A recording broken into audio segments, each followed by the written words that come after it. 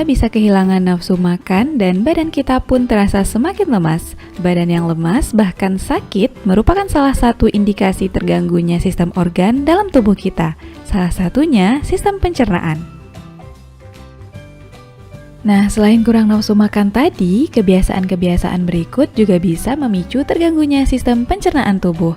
Misalnya, kurang memakan makanan yang berserat, makan dengan posisi tidur, sering mengonsumsi makanan yang tidak sehat, malas berolahraga, atau karena terganggunya fisiologi organ sistem pencernaan itu sendiri.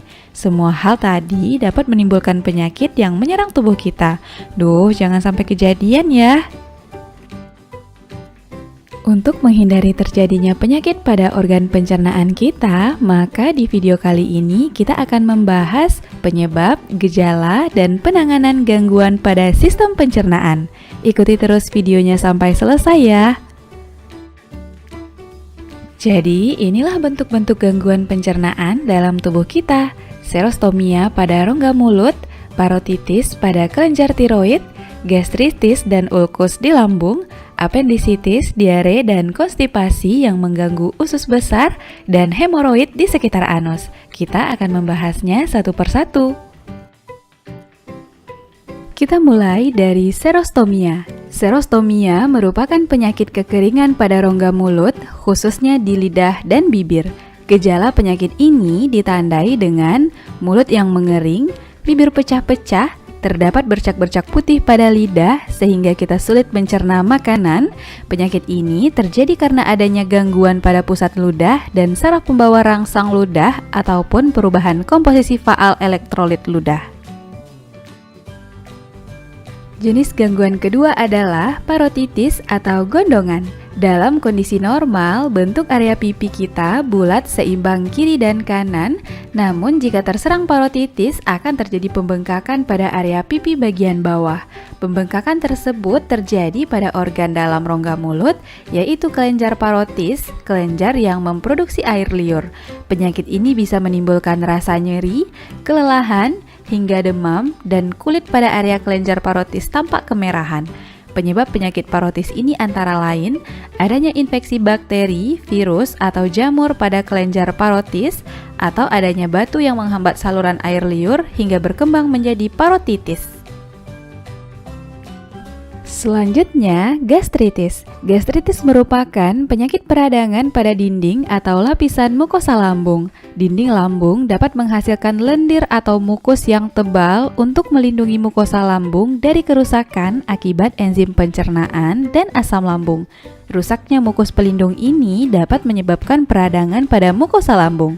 Gejala yang sering muncul pada kasus akut adalah nyeri di ulu hati, mual, muntah, tidak nafsu makan, kembung, penurunan berat badan, dan perih seperti terbakar pada perut bagian atas. Gastritis dapat terjadi karena adanya iritasi atau infeksi pada dinding lambung.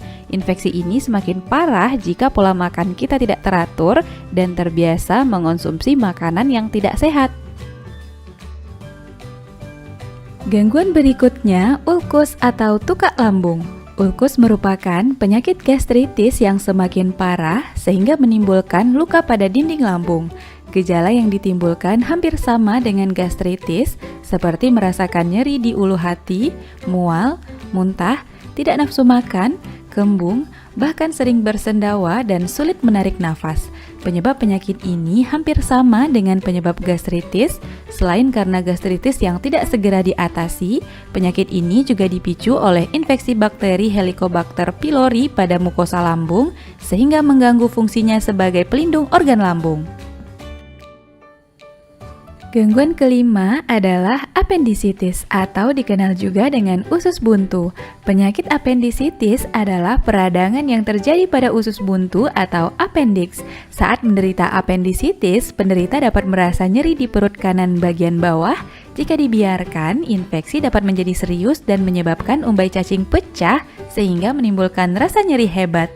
Gejala lainnya adalah kehilangan nafsu makan, mual, kembung, demam, hingga sulit buang gas. Penyakit apendisitis terjadi karena rongga umbai cacing mengalami infeksi.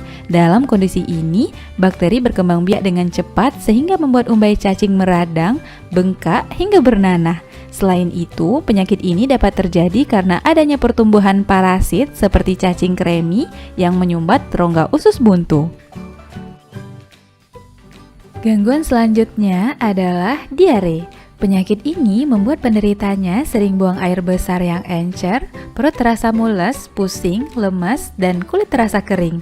Diare disebabkan oleh infeksi bakteri maupun protozoa pada usus besar, sehingga usus besar menyekresikan air terlalu banyak dan feses menjadi encer. Penyebab lainnya bisa karena mengonsumsi makanan atau minuman yang terkontaminasi virus, bakteri, parasit. Diare dalam waktu lama dapat mengakibatkan hilangnya air dan garam-garam mineral, sehingga dapat mengakibatkan dehidrasi pada tubuh kita. Berikutnya, konstipasi atau sembelit. Penyakit konstipasi ini membuat kita susah buang air besar. Umumnya, dalam 1 minggu, manusia buang air besar setidaknya lebih dari 3 kali. Jika frekuensi buang air besar kurang dari 3 kali dalam seminggu, maka terjadi konstipasi. Akibatnya, tinja menjadi kering dan keras sehingga lebih sulit dikeluarkan dari anus. Konstipasi terjadi karena penyerapan air yang berlebihan pada sisa makanan di usus besar sehingga feses menjadi kering dan keras. Kelainan ini juga dapat disebabkan oleh kebiasaan sering menahan buang air besar, terlalu banyak mengonsumsi daging, serta kurang mengonsumsi makanan berserat, dan faktor emosi seperti perasaan takut dan cemas. Dan gangguan pencernaan ke-8 adalah hemoroid atau wasir. Hemoroid merupakan pembengkakan pembuluh darah vena di sekitar anus. Meskipun kadang hemoroid bisa tidak menimbulkan gejala, namun pada beberapa kasus dapat menimbulkan gatal dan nyeri pada anus, serta keluarnya darah atau nanah saat atau setelah buang air besar. Hemoroid umumnya terjadi pada orang-orang yang sering duduk dalam waktu lama dan pada orang yang menderita sembelit. Kelainan ini juga sering terjadi jika kita banyak mengangkat beban berat dan pada wanita hamil atau baru melahirkan. Itulah beberapa gangguan pencernaan yang terjadi pada saluran pencernaan tubuh kita. Selain 8 penyakit tadi, juga terdapat gangguan berupa disentri, yaitu diare akut yang disertai darah atau nanah karena bakteri Shigella dysenteria atau protozoa Entamoeba histolytica. Dispepsia, keluhan yang muncul akibat rasa tidak enak atau nyeri pada bagian ulu hati. Dispepsia terbagi 2, yaitu dispepsia organik disebabkan oleh infeksi alat pencernaan dan dispepsia fungsional disebabkan oleh gangguan fisiologis organ seperti sekresi asam lambung berlebihan, dan disfagia, kesulitan dalam menelan sehingga makanan langsung dimuntahkan setelah ditelan atau 15-20 menit setelah makanan ada dalam saluran pencernaan. Nah, agar kita terhindar dari penyakit pencernaan tadi, bisa hidup sehat dan bahagia, yuk kita coba beberapa tips merawat saluran pencernaan berikut. Pertama, biasakan mencuci tangan sebelum makan menggunakan sabun dan air bersih. Kedua, sebisa mungkin mengonsumsi makanan sehat dan higienis. Berikutnya, makan dengan santai dan tidak terburu-buru, menerapkan pola makan teratur dengan pemenuhan gizi yang cukup dan seimbang, mengonsumsi makanan yang mengandung serat setiap hari, menjauhi kegiatan mental dan berpikir berat setelah makan, memperhatikan cara menelan makanan dengan benar, tidak makan sambil berbicara, dan menghindari kebiasaan menahan buang air besar.